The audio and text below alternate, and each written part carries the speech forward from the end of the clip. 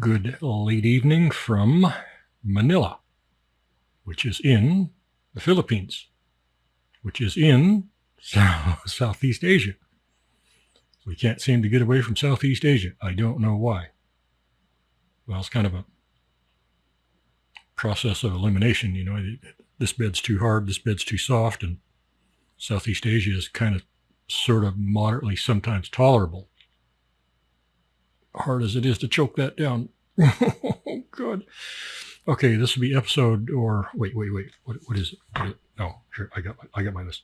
It's episode, or it could be videocast or webcast or vodcast. I don't know what the hell a vodcast. It could be an audio cast, netcast. It could be, yeah, it's one of those things. Episode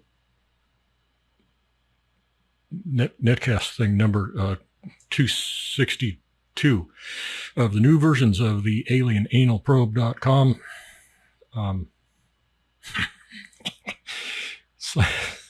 program. Oh, crapola. Okay, before we get started on our pursuit of alien life forms, I have an important tip for all of the world. God, this is a big one. Really big one. Really. Get the little woman and the daughter. Get anybody who's of cooking age. Okay? Get them in here. I won't swear for, until I'm done with this. I'll start right up after that. But, for the next 3 minutes, I ain't going to swear. Okay? All right. So this is just an important tip. Okay, this cleaner, you've got it in the US, you got it in the UK, you got it in Canada. I can't remember too many countries I've been in that doesn't have this stuff. It's called Pine Sol. Pine-SOL. It's great. It's about as handy as Gorilla brand duct tape. It's really, really good soap. It cleans anything. It'll take the paint off your wall. No, not really, but it smells really, really good. Sometimes I just open the bottle and I just smell it. I just, suck it in. Oh my God. Okay, here's the important tip. Pine Sol cleaner,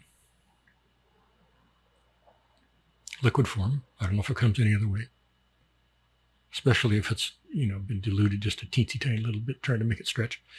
Pine Sol cleaner is the exact same color as cooking oil. See that? Alrighty, then let's move along. Let's just move right on along. Okay, everybody knows we have a giant collection of. I ain't gonna go there further. I don't know why I'm using ain't. I reviled that word all my life, and now I'm using it like we're old friends. I don't know what in the hell. Ain't. I don't know. I got to go visit the American South, and I don't know. I mean, maybe I got genes from there, something like that. Okay.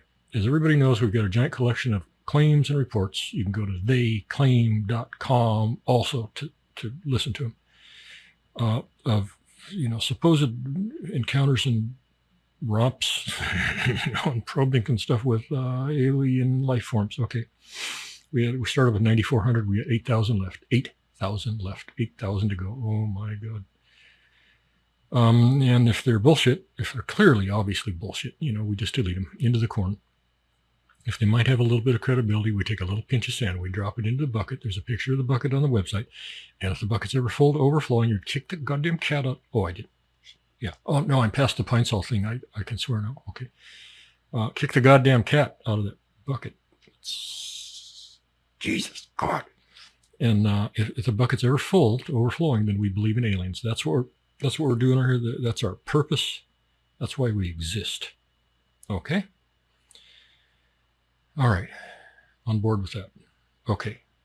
And also, I'm supposed to say this other stupid thing. All tapes, everything, copyright 2023 by Stock Photos Worldwide.com. go there to get here, or you can go alienanalprobe.com or theyclaim.com or, vibratingcactus.com, or, go to the website. You'll see all kinds of stuff in there. Okay, now we have been off the quote unquote air for a while, a couple of weeks, I'm thinking. The reason was that we didn't have any problem making podcasts, but we couldn't upload them. Couldn't upload diddly. We could barely scratch out a text and get it to go anywhere because we are in Manila. Well, the broader problem is the Philippines.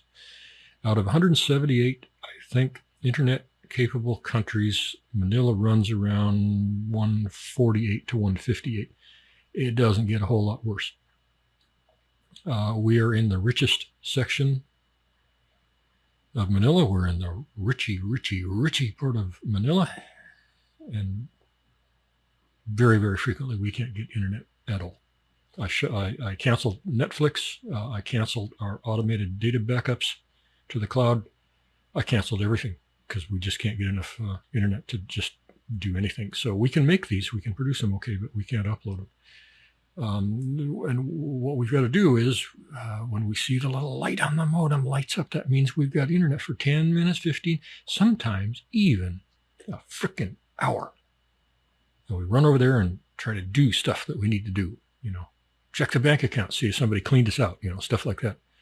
So we started having trouble about 3 months ago. It got worse and worse over the first month. We started trying to contact Globe Telecom. No shittier country on the face of the earth, or company on the face of the earth, as far as I'm concerned. I did a website about them. That's how bad they were. So for the first month, when it started going shitty, we started trying to contact them. Couldn't get a reply. Didn't matter how we did it. It just didn't matter. Fax or email or through their messaging system or on Facebook, or it just didn't matter. They would not reply. It was still a little bit usable for the first month. The second month, it went right down the toilet. It got to the point where it was only about 5 or 10% usable. Third month, it just went out, just done. Now we have 3 devices. We've got the regular wired Wi-Fi. I believe it's fiber, maybe. Yeah, what's the point of installing the hardware if you're not going to keep up the software? Anyway, so we've got that. And we've got a thing called a MiFi. It's a portable pocket internet hotspot thing. That was dead. We've got another phone here on a Philippines SIM through a subsidiary of Globe. That was dead for a month. Dead. The only way we could communicate was through a Verizon roaming plan out of the U.S. And of course, that's like trying to suck a lake through a swizzle stick. It's just bullshit. It's designed for emergencies to, call a Uber taxi or something. That's about all it's good for. But that's all we had for the last month, or about 26, 27 days, something like that. And we screamed and screamed and screamed and screamed and screamed. Well, I'm not going to go into it because my head will explode like those little bastards in Mars Attacks. But anyway. So and I need to say that for the last 48 hours, we've had internet. Globe doesn't know why. We don't know why. It just started working on all devices, all accounts. It started working. Somebody stopped downloading their porn or something, probably. Anyway, so we're kind of disheartened by the whole thing. We looked into trying to get Starlink. Can't get it. We can't see enough of the sky. Even to order it is 2 months out. And it looks like it's going to be a Philippines company that administrates it here. And all of the major carriers and utilities and everything will not let you pay online unless you're Filipino. Horse shit beyond my words. Horse shit. It's a stupid, stupid country. Cambodia, even 10 years ago, Cambodia had great internet. Great. It was fine. Thailand has pretty good internet. But Philippines just can't figure it out. It's just beyond them. It's just beyond them. I'm sorry. It is. Okay, so anyway, we're going to try to. We've been really disheartened by this whole thing, and we're going to try to, produce these things, and then we'll just stack them up, I guess, for those times when we can't upload them, and maybe we'll upload 8, on some day when we get internet or something. Because the files are big; they're like 2.5 gigs, something like that. Sometimes 3 gigs. And you can count the bytes as it's uploading. It's just absurd, and you get 80% done, and the connection craps, and you got to start all over. If it won't restart, then you got to. I'm looking at new countries now. Son of a bitch. Okay, so here's our first tall tale. Maybe, I don't know. Sumner, Washington. Been there. Had relatives there. Where I saw the only things that I can ever positively say were not from this earth. That's where I saw them. In about 59, something like that. Okay, this one says March 28th, 1954. Time is night. After seeing, here we go. I haven't pre-read these. After seeing mysterious lights descend over the area, the 5 witnesses drove to an isolated area near some power lines, and soon they saw a white glowing ball of light gliding down, wobbling, and apparently going into a clump of nearby trees. Son of a bitch, that brings back memories. Holy crap! Like it was an hour ago. I was a little kid. I was a teensy little kid, and we were having. I've told this story many times, but I'm just going to summarize it here, just for the sake of this report. We were having a family get together out at a farm out in Sumner, and we did this quite often for a while. The first night, it got dark. It got completely dark. Skies were clear. The adults, played cards and drank, and the kids ran around and tried to feel each other up. That's what we did. And the adults started becoming alarmed about something, and we didn't know what the hell they were talking about. They were talking about lights in the sky. And it was just kind of a groundswell at first, and they were going around looking, calling the neighbors. Hey, do you see that? And going on like that. And whatever was going on in the sky, got progressively more active, and the adults got progressively more alarmed. And pretty soon they're calling the Air Force Base and the cops and probably the FBI. I don't know. And they didn't know anything, didn't want to know anything, didn't want to talk about it. Thank you very much for the report. Good night. Have a nice evening, and the aliens come and probe your ass. Have a nice evening. Fuck.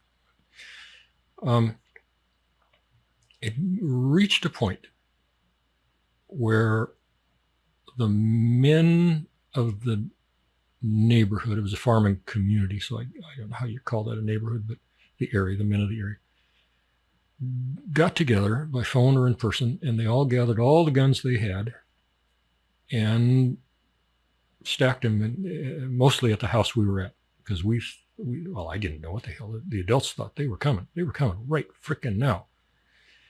And finally I looked up, because at first I didn't want to see them, because I thought, to see them was to get probed or something. I don't know. I didn't want to see them. And finally I did look up, and I saw lights about the intensity of a medium star. And they're just going, straight line, just going, about the speed of a jetliner. I thought, my God, they're morons. These people are morons here. What the hell? These are airplanes. I seen them before, once or twice. And I just watching them thinking, how in the hell can they be alarmed by this? What the hell? And the one I was looking at, all of a sudden, just exactly precisely like the old Pong game, like where the little white dot hits the paddle and it's just instantly going another direction, seemingly a random other direction. That's what this thing did. It didn't slow down. It didn't turn, it just kabunk and it's going another way. And I thought, oh yeah. Okay, now we got a problem. And it turned out there were a whole bunch of these things doing the same thing. And this wasn't a 1 minute, 2 minute, 5 minute sighting. This was the entire night. Entire night. I remember at one point, I think I had to go to the bathroom, and I went in the house and went to the bathroom. And I heard some weird noises from one of the bedrooms, and I just sort of pushed the door a little bit and poked in there. And all the women, all the wives, were in there on the bed, sobbing, huddled together, sobbing, mascara all, so like fucking pizza face. Because they thought the end had come. They thought whatever was up there was going to land and probe them all and probably, fillet them after that. They didn't know. They didn't want to know. And that was shocking to me as a little kid. I thought, oh, shit, Houston, we got a problem. And this continued on until we left that night, probably at about 3 in the morning, 3:30, really, really late. And we drove a long way home, really very, very far. And once we get out of that area, we didn't see anything anymore. The next night we went back. So I think that was probably a Friday night. Saturday night we went back. Same thing. Because we saw him earlier because now everybody was watching for him. And the same thing. And people just got more and more riled up and wound up. And it was really pretty ugly. It was pretty ugly. Okay, we went home that night, probably about the same time. They were still going. We didn't go out there for a week, but they continued for that week. It was a school week. They continued. No, it wasn't a school week. It was a work week. I'm sorry. And the same thing continued. We were calling people all 2, 3, 5 times a night. Every night that week they continued, and the next week, and the next week. And then school started for me, and we didn't go out there anymore for quite a while.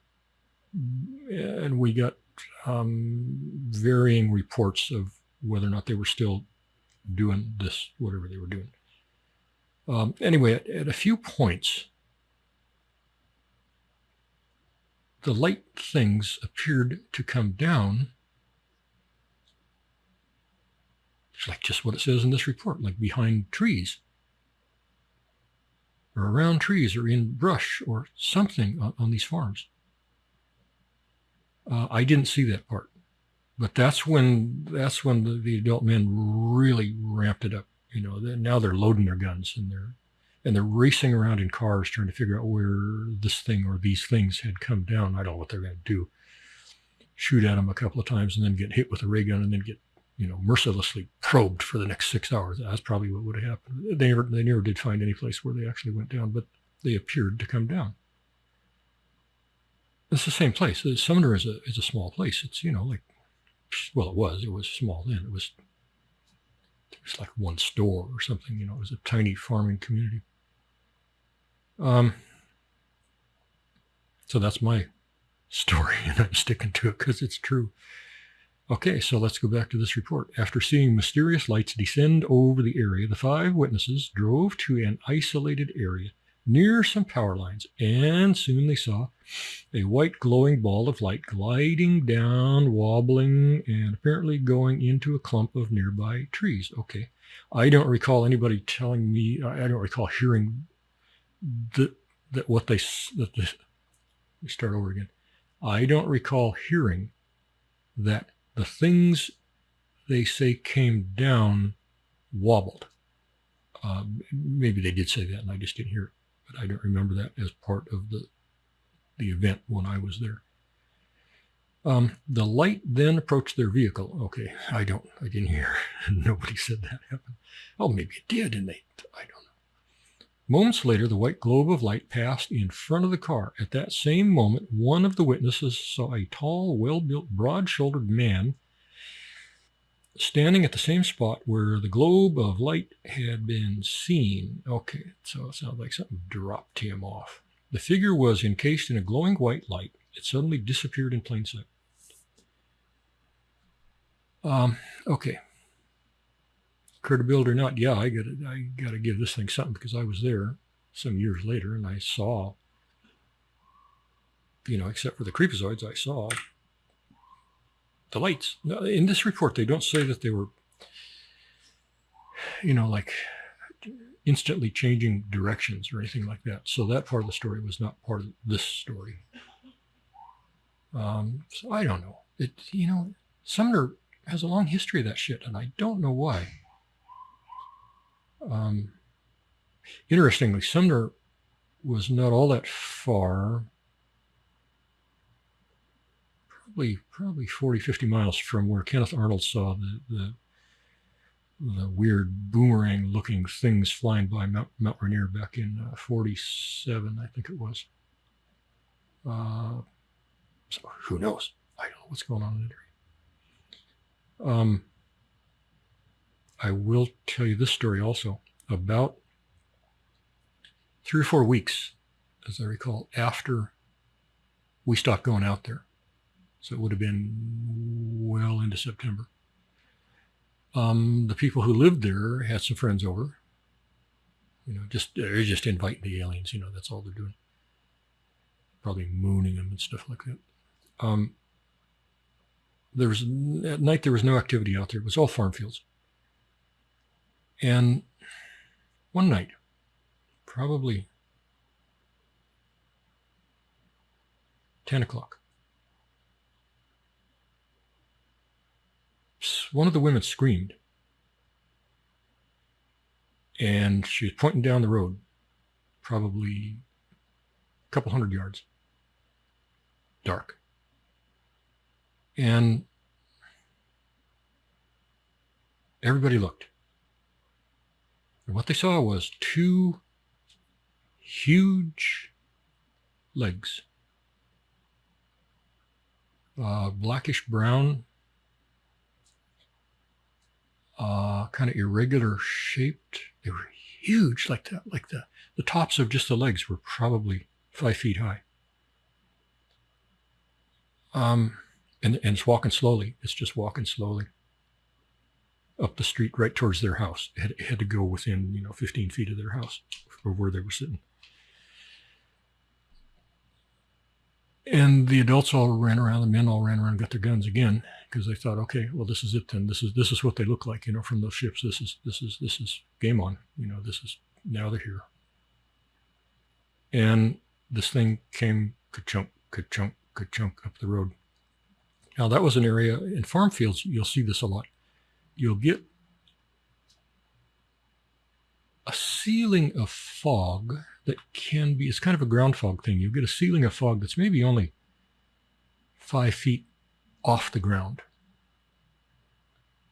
So from the ground up to 5 feet, it's just clear air. You can see for 20 miles. It's clear, crystal clear.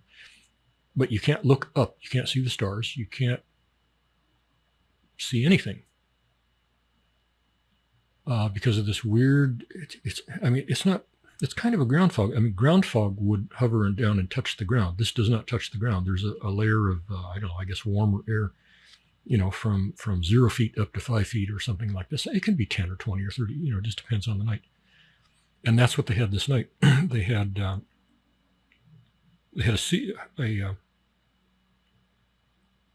lower level of this fog was at about 5 feet above the ground. And that was common. They didn't think anything about that. But they could see these 2 legs, and extending up into that fog must have been the being, whatever God's hell was walking. You couldn't see it up above about 5 feet, and it was glowing. The part you could see was glowing. The legs, the huge, monstrous legs, just incredibly muscled. God. Okay, so it came ka-chunk, ka-chunk, ka-chunk up the road, and everybody's got their guns and they're waiting. Showdown, protect the women, give them the children, hell. protect the women. They can make more. The kids aren't good for nothing. And this thing got to within probably 50 or 80 feet of being in front of their house. And it was just stark, crystal clear. Oh, God. And then somebody figured it out. What had happened was some kid had been on like a draft horse. And the draft horse had been doing some work in a really, really super muddy field. And it was just covered, just slathered in mud, just caked in mud. And then, at that time of night, for whatever reason, I guess it was time to ride that horse home. And I don't know how far that would have been. It must have been, probably a mile or a couple of miles. I don't know. And the way home took it up that road in front of these people's house. And what was going on was probably the parents, we never found out, probably the parents were following the horse at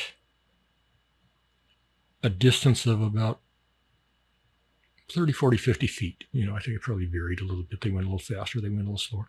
And the deal was they were just trying to protect the horse from somebody rear-ending it, some drunk coming down the road, hitting it. So they were just, protecting the horse.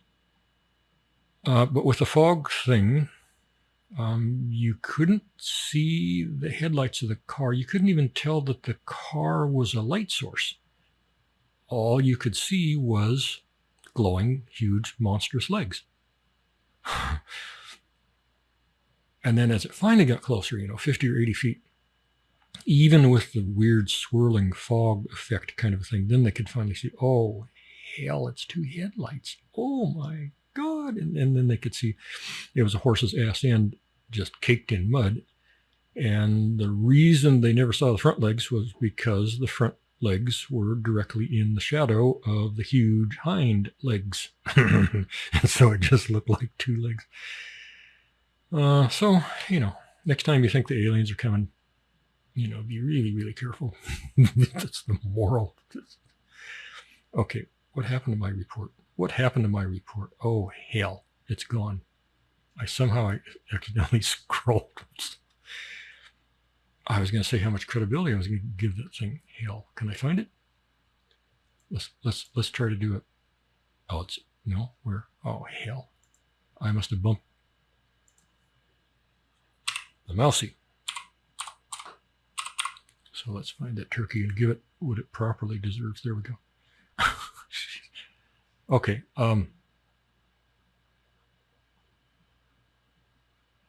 Wait a minute. What did I do? No, this is a different one. Holy crap. I deleted the other one, but I'd never assigned any sands of credibility to it. So I'm going to give it like 100 grains of sand. That's what I did. I forgot to say how much. Okay, here we go again. Location, Sumner, Washington. Are there's a bunch of these sequentially or what? No? Okay, well, let's just do this one. Sumner, Washington, July 3rd, 1954, same year. Time is midnight. Two witnesses were out driving when they saw a white light drop out of the sky and go into some bushes by the roadway. Oh, geez. After the light entered the bushes, it turned green and began blinking. The driver turned the car lights off and saw a solid red ball of light drop to the ground 20 feet from the car. I don't remember anybody mentioning, back in those days when I was there, I don't remember anybody mentioning any colors except for white, but I held by the time I figured out, that it was something I didn't want to see, then I probably wasn't listening either. The witness then turned the car lights on again and saw a man standing where the red light had hit the pavement. This sounds suspiciously like the other one.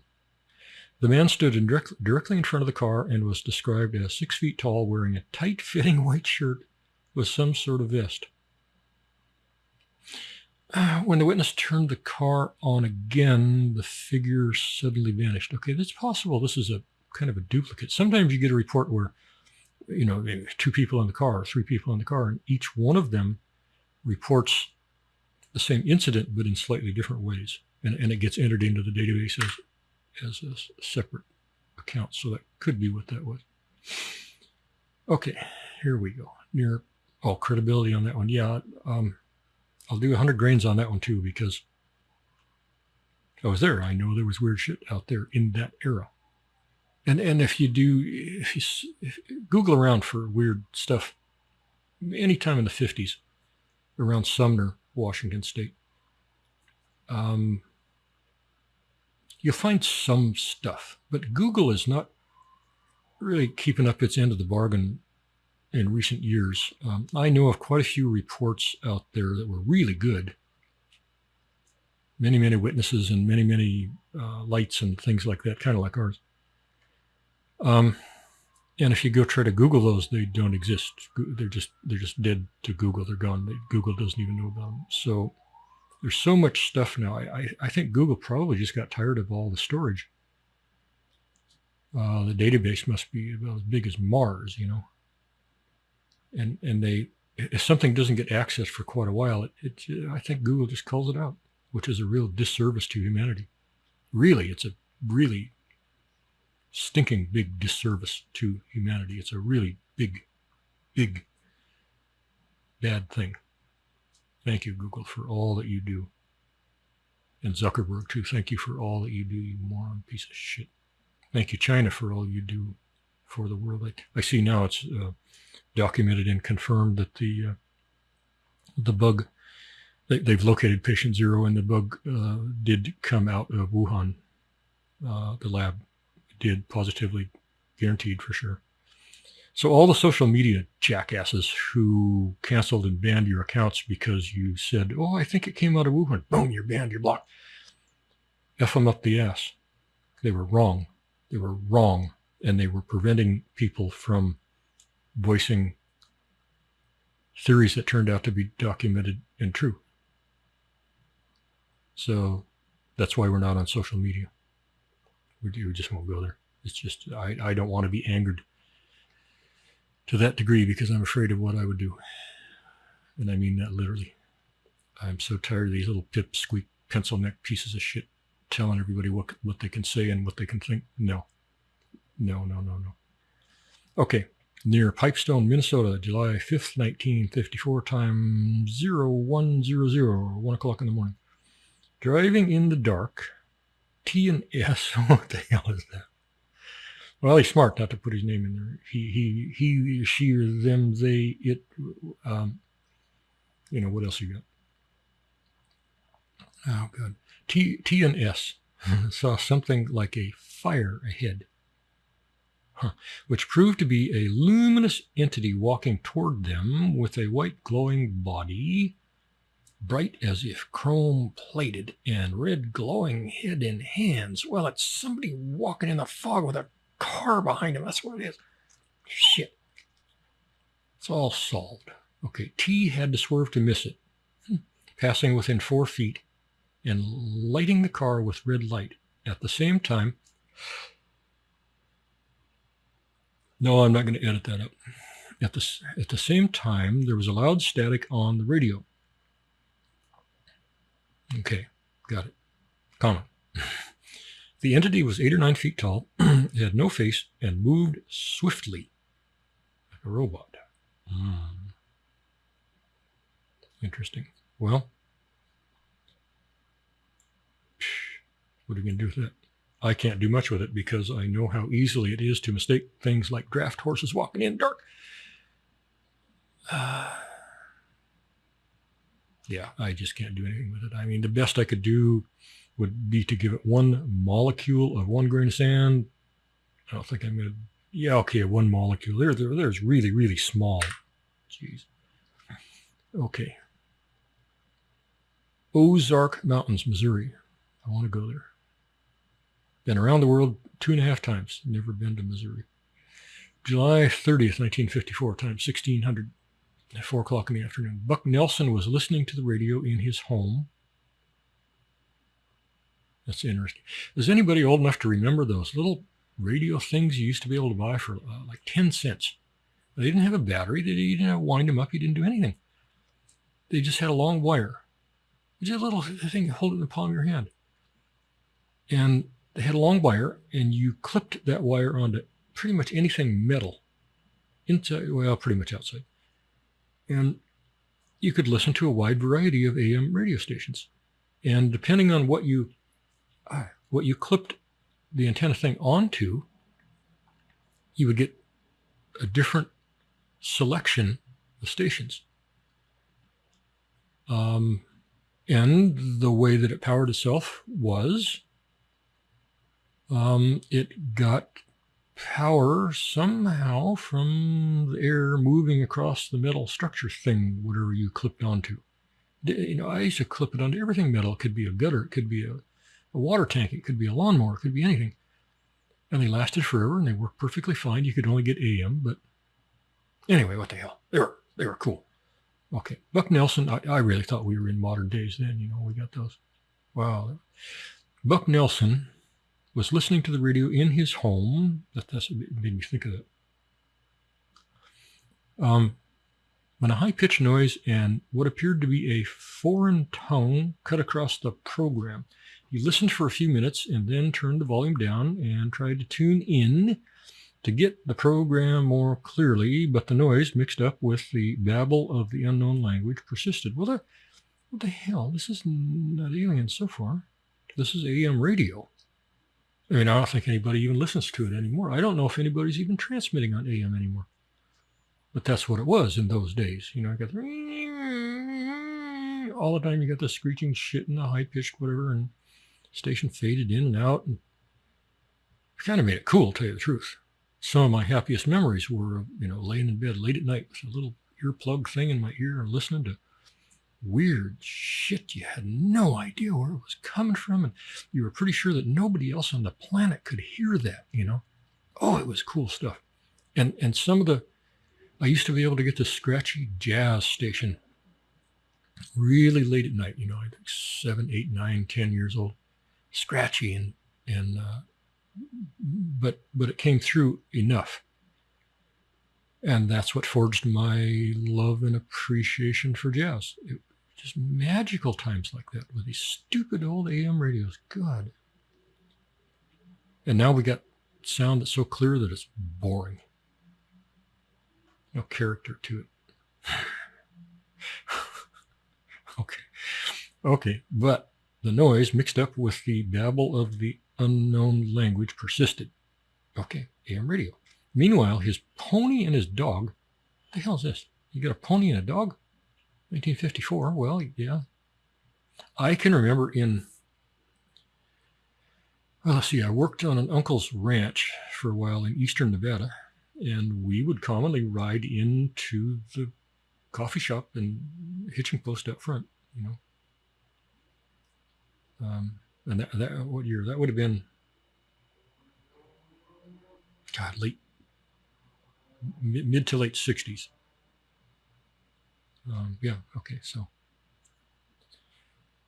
All right, so his pony and his dog were both causing a commotion outside the house. The pony and the dog. One's trying to boink the other, and neither one of them can get it done. Going outside, Buck was amazed to see a huge disc-like object, at least 50 feet in diameter, hovering over the house about 100 or 200 feet up, before it landed on the back of his 80-acre ranch about 800 to 1,000 feet from the house. He had a very clear close-up view when it was directly over him at the back of his house near the kitchen door. Okay. It flew low and stood still in the air for several minutes. He rushed into the house to get his reflex camera. But when he returned, it had risen up into real low clouds with 2 other such craft. He took several snaps with his camera, but I'm sure they're going to say it didn't turn out like none of them ever did with those old cameras. One photo shows 2 spaceships among the clouds fairly clear. I don't look at photos anymore because, there's no way to tell anymore what's real and what isn't. There are some photos out of McMinnville, Oregon, What year? Can't remember. Mid to late 50s, I'm thinking, but I could be off by a decade. McMinnville, Oregon. A couple took some pictures. Can't remember how many, 4, 5, 6, 7, something like that. Of a crystal clear UFO thing flying around above their house. That series of pictures are the only pictures on this earth that I will personally vouch for as being 100% real. Stake my life on it. Stake my cat's life on it. Stake my family's life on it. All my friends, those are real. So if you want to go see a real one, that's a real one. It's the only one I know of for sure. I'm sure there's all kinds of other ones that are real, but how do you know? You don't know anymore. But that one is real. And those can be found anywhere. Okay, so he's got pictures. I haven't seen them. I'd like if they're really properly from 1954. I'd like to see them, because in those days it was really hard to fake. Well, no, it wasn't. I was going to say it's really hard to fake that stuff, but no, I did it all the time. Yeah, okay, whatever. Credibility, yeah, it probably happened exactly as he said. He probably just telling what he saw. So I can give it a little bit of sand. I can give him 10 grains of sand. Okay.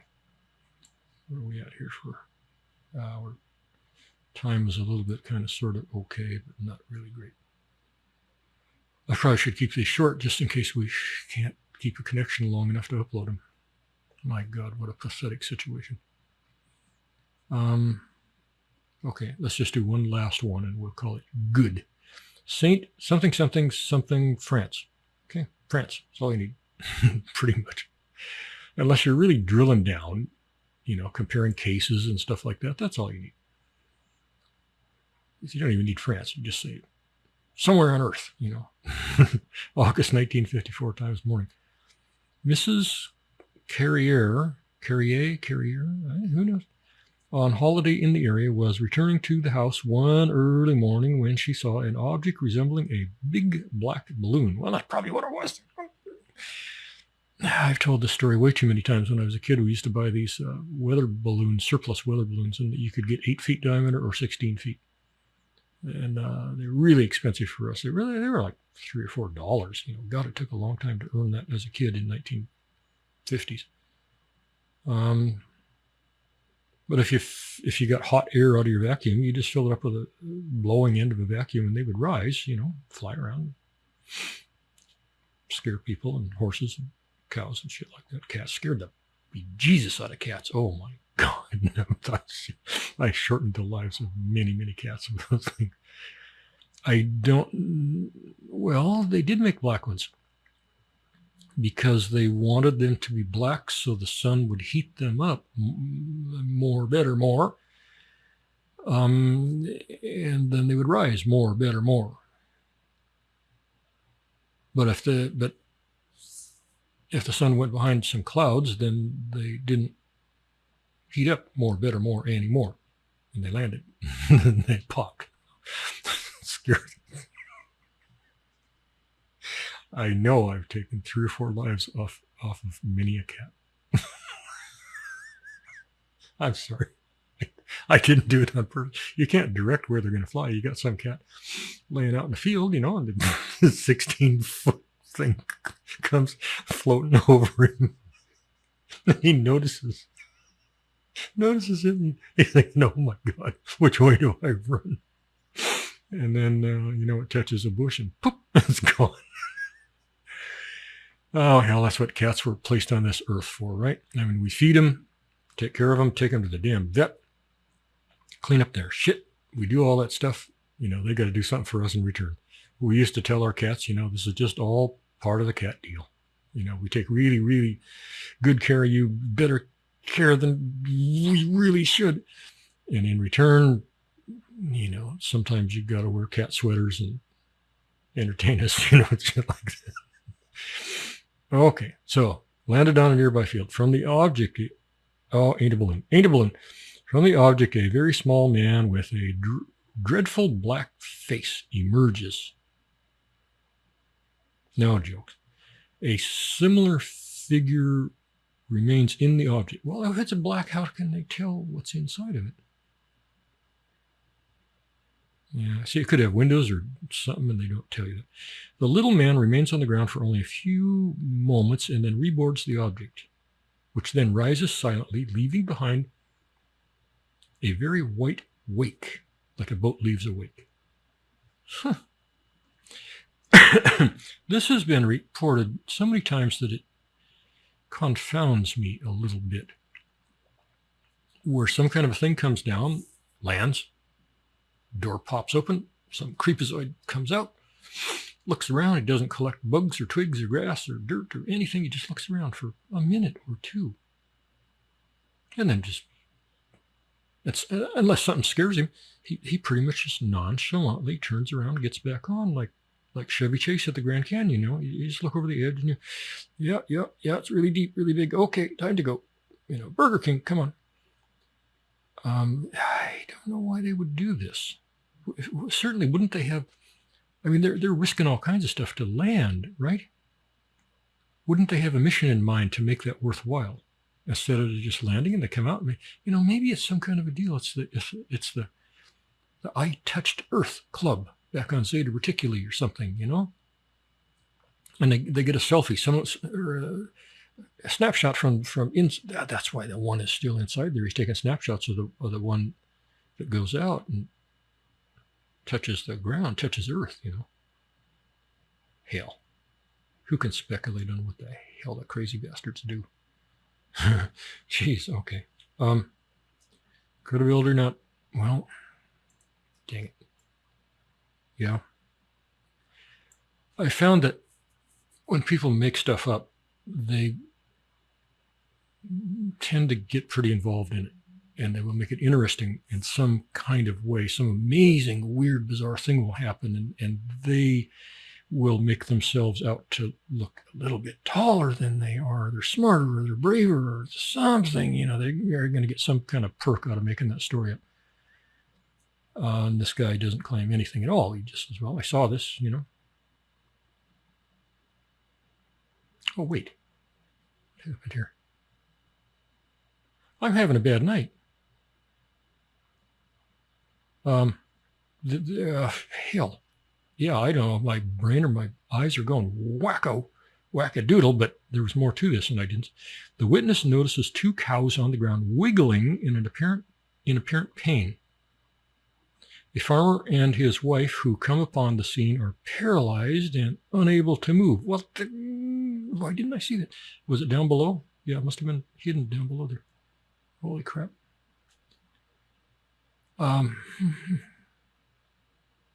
Okay. That's a little weird that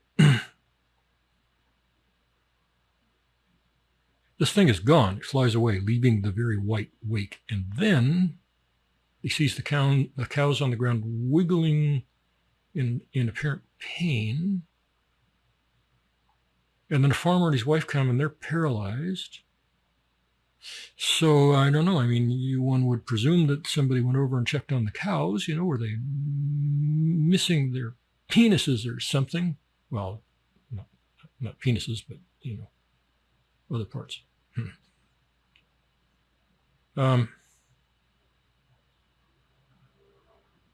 Don't know. I don't know what to do with this, and I can go like 10 grains of sand. Okay. Here's something France again. Maybe the last one. I'm not sure. August 1954 times evening. A witness who asked to remain anonymous. I like those reports. Because that means maybe they're not looking to get famous or impress anybody. Maybe. Unless they leak their name later, you know. I didn't really want anybody to know it was me, but... Okay, a witness who asked to remain anonymous saw a luminous sphere posed on the ground in the field. Okay, he noticed that two small beings were busy nearby. He was frightened and fled without further investigating. Okay, see? He's not trying to make himself look cool or brave or anything else. He just said he was scared shitless and he ran away peeing his pants. Okay? So that gives credibility to this report. Yeah, I got 10 grains. 10 grains. 10 grains is 10 grains. You know, God, what is it with the France here? What's going on? Oh, there's just a long string of Frenchy ones. Rude bastards. Rude bastards. Really. If I was king of the world, you know what I would do to the French? You don't want to know. I can't tell you because I haven't thought of it yet. It would be heinous, though. It'd be really, really, really stinking bad. Freaking French bastards, sons of bitches. God. I don't hate them like I hate the Russians, but they're up there. They're circling the drain, you know. Okay, we'll do it. Something French. I don't care what France. I don't care. August 1954 times evening. Last one for sure. A bright orange light on a nearby field attracted several children hiding behind a hedge in order to surprise some other children. Oh, this is not going to go well. No, you don't do that. No. Looking at the field, they saw an orange metallic disc-shaped object apparently on the ground. It had a dome on top and revolving orange lights on its center. I think they mean like around the flange. The color of the object resembled brushed aluminum. Oh, how surprising.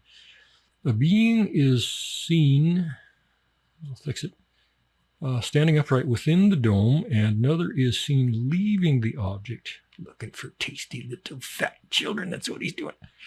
Two others are on the ground, one holding a bag and the other a hoe-like instrument.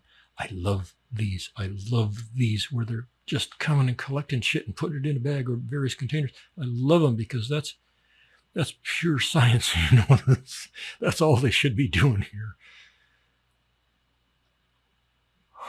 I mean, what do we do on the moon? What do we do anywhere we go? Well, I mean, that's the only place we've gone, but, you know. Okay, all the humanoids wore dark brown and black combination suits. I'm not sure what a combination suit is. I think it's like a coverall or an overall. That's not really an English phrase.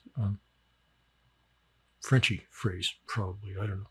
Soon the beings on the ground placed their arms stiffly on the sides of their bodies and rose vertically. Oh, I remember this one.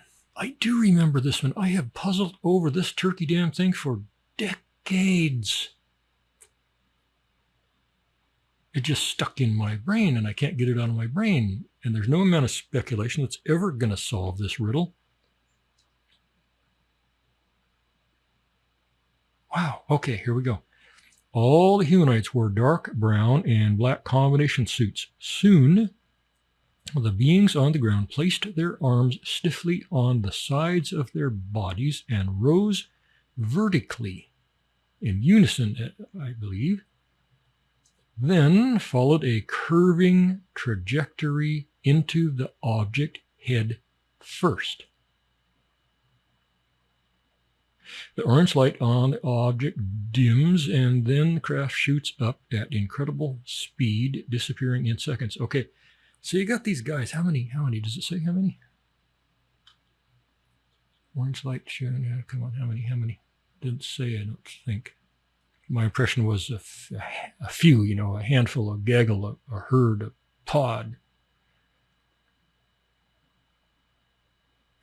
No, it doesn't really matter. There are other versions of this report, and I just seem to recall that there was another version where they said there was like 8 of them or something. Anyway, they're standing on the ground, and at some unnoticed cue, apparently some communication, they all just stop. They put their arms stiff at their sides, and they just rise up like little rockets. And they go up and up and up, and they curve toward the flying saucer like little rockets. And then pretty soon they're flying horizontally, and then the little rockets are upside down, and then they enter into the top of the flying saucer head first. The other report that I have did say that they went into the top of the saucer thing head first.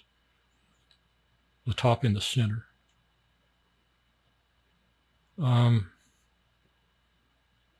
So what then?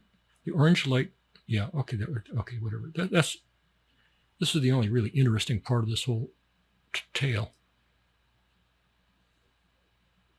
I don't recall any other accounts where the beings went around like that. You know, I mean, very often, supposedly they fly up, they rise up, they fly, they go over the flying saucer, and they just settle down, you know, like,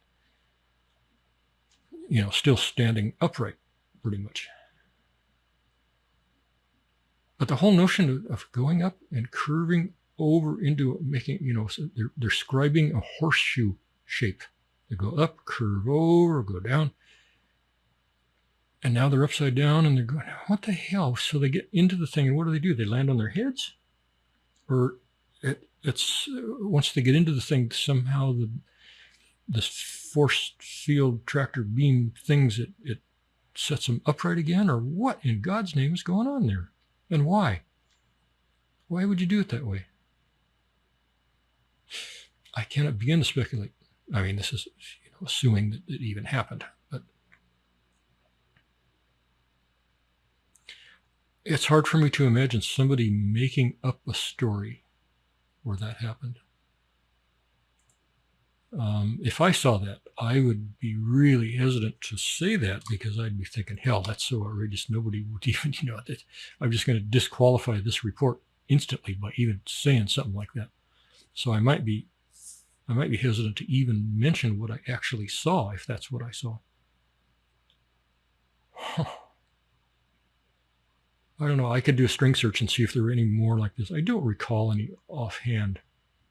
If there are any, it couldn't be more than one or two out of the whole 9,400. It's probably worth a look. But okay, so I'm going to go 10 grains again because it's just kind of interesting. Okay. And we'll be done. And who knows when you'll ever see this. Maybe tomorrow. Maybe in October. Maybe once we move to the very modern country of Cambodia compared to Philippines. I don't know. The problem here is not just with Globe Telecom, it's with all the telecoms. And the general consensus is that it's due to incompetence and corruption. Just massive, universal, equal portions of both. Nobody has any other explanation for why the internet in the Philippines is so incredibly worthless. It's just stunning. I've lived in shitty little rat holes for the last 11 years, all around the world. I've never seen internet even remotely approaching this bad. And you're paying a hell of a lot of money for it. I'm paying all together with my three accounts, I'm paying almost $200 US a month to get this shit. Oh God. Okay. Well, and rant until tomorrow. I'll rant on it again. Next time it goes out, I'll be smoke shooting out of my nose, eyes, and ears, and other orifices as well. All right. Thank you very much.